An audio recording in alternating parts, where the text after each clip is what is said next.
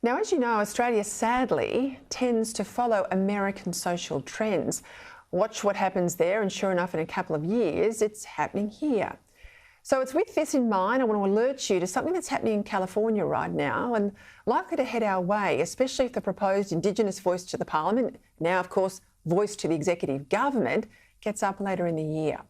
At San Francisco City Council, they've got a reparations committee. Well, they've now recommended that long-term black residents should each receive $5 million in US dollars, $5 million each, to make up for, quote, decades of harms.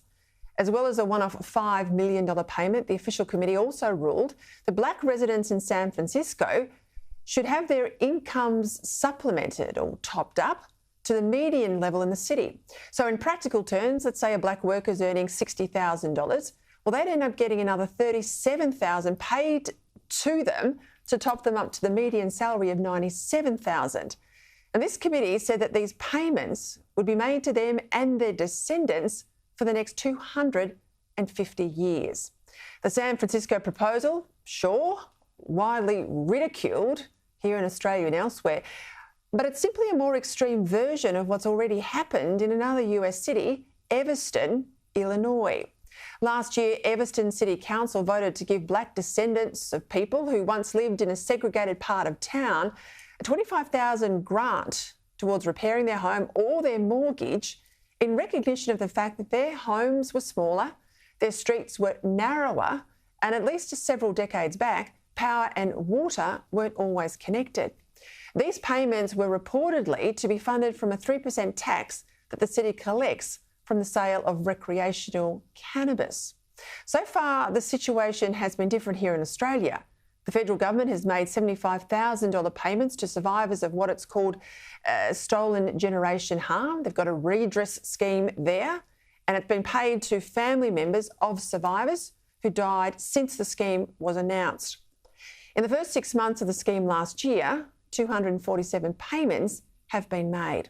There's also a Victorian scheme, fairly similar, but it's $100,000 to Indigenous people removed from their families before 1977.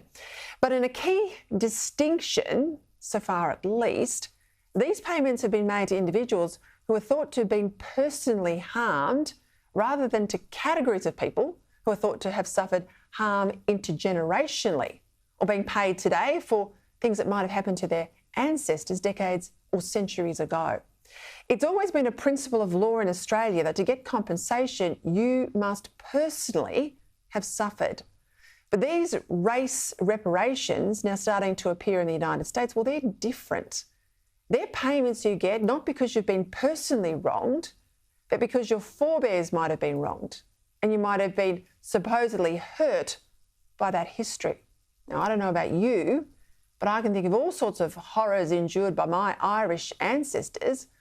And I think the same of those poor souls who came out here in chains to Australia on convict ships.